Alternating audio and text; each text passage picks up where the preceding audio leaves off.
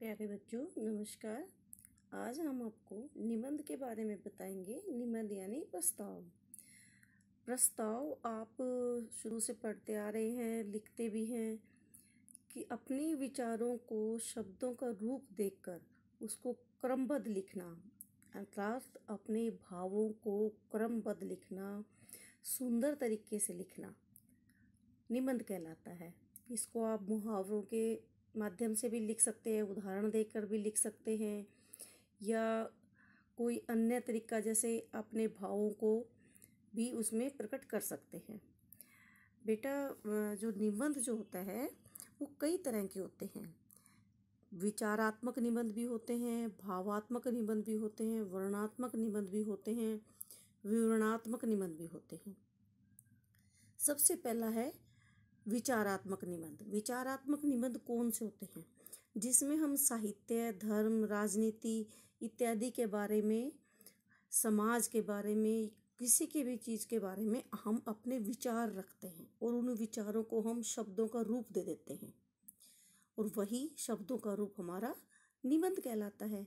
लेकिन इस तरह के निबंध जो होते हैं वो विचारात्मक निबंध कहते हैं, जिसमें अपने विचारों को प्रकट किया जाता है। ठीक है, और वो किसी भी विषय में हो सकते हैं, धर्म के बारे में, साहित्य के बारे में, समाज के बारे में, राजनीति के बारे में।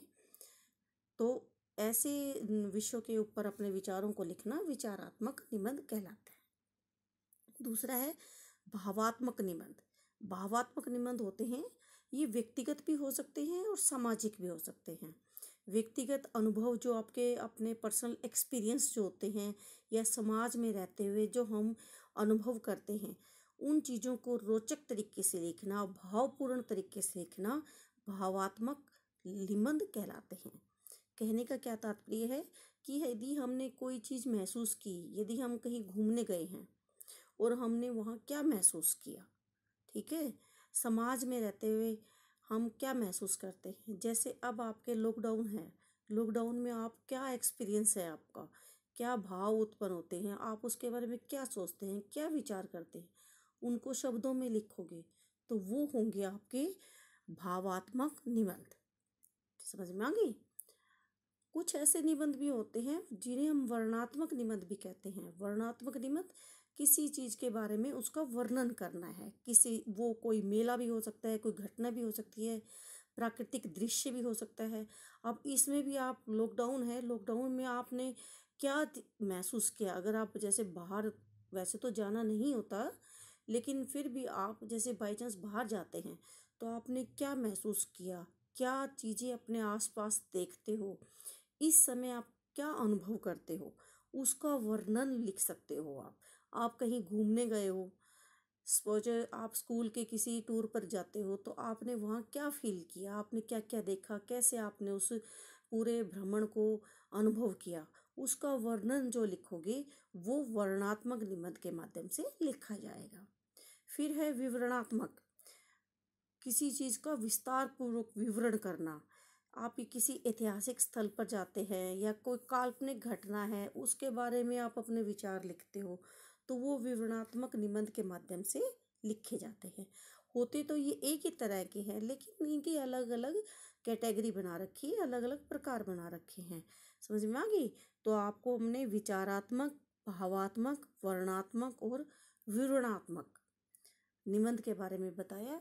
ये लगभग एक जैसे होते हैं, लेकिन इनको लिखने का जो तरीका होता है वो अलग अलग होता है। वर्णनात्मक में आप वर्णन करते हो किसी भी चीज़ का, विवरणात्मक में उनमें घटनाओं पर, काल्पनिक घटना है, कोई ऐतिहासिक स्थल के बारे में है, विवरण लिखना है।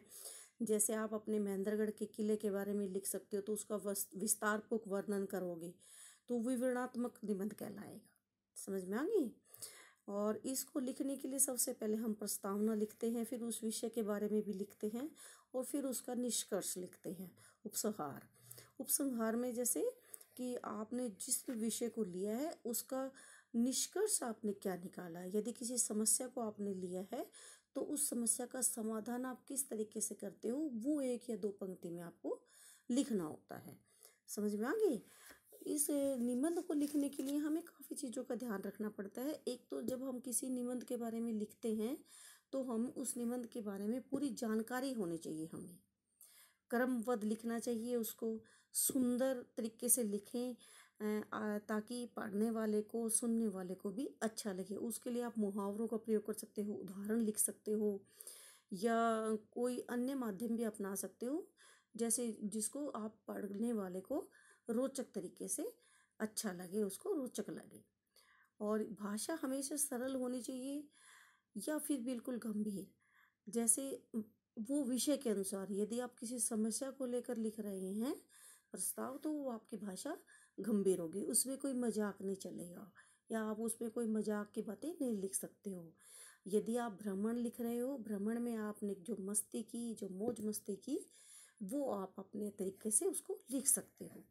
वर्तनी का ध्यान रखना चाहिए, वर्तनी यानी लिखाई का। आप शुद्ध लिखिए और भावपूर्ण शब्दों का प्रयोग करें। और जिस विषय में आप लिख रहे हो उसका निष्कर्ष बेटा हमेशा लिखना चाहिए कि आपने जैसे किसी समस्या को उजागर किया है, तो उस समस्या को आपने एक्सप्लेन तो कर दिया, उसका विवरण तो बता दिया, लेकिन उसका समाधान आप कैसे करोगे, या सरकार को उसके विषय में क्या करना चाहिए, ये सब चीज़ों का ध्यान रखते हुए हमें निबंध लिखना चाहिए। कहने का तात्पर्य है कि अपने विचारों को, अपने भावों को, जो मनुष्य के भाव होते हैं, मन के भाव होते हैं, विचार होते हैं, उनको शब्दों का रूप देकर लिखना ही निबंध कहलाता है। अपने विचारों को लिखना ही निबंध कहलाता है, लेकिन वो एक मतलब उनका रूप जो है वो बंधा हुआ होता है। कुछ विस्तृत रूप से हम उसको नहीं लिख सकते, संक्षिप्त रूप से लिखा जाता है। बहुत ज़्यादा बढ़ा चढ़ा कर हम नहीं लिख सकते। यदि किसी समस्या के बारे में बताते हो तो उसको बढ़ा चढ़ा कर नहीं लिख सकते। वास्तविक चीज़ें जो होती हैं वही लिखी जाती है। हाँ, ब्राह्मण का है कोई या वर्णनात्मक विषय के ऊपर है, तो उसमें आप अपना जो भी एक्सप्लेन कर सकते हो, अपने भाव मन के है, जो आपके अनुभव हैं वो आप उसमें दिखा सकते हैं। ठीक है बेटा, तो ये आपको मैंने आप निबंध के बारे में बता दिया है। आप थोड़ा सा इसको ध्यान से देखना, समझना और फिर उसको आगे करना। धन्यवाद।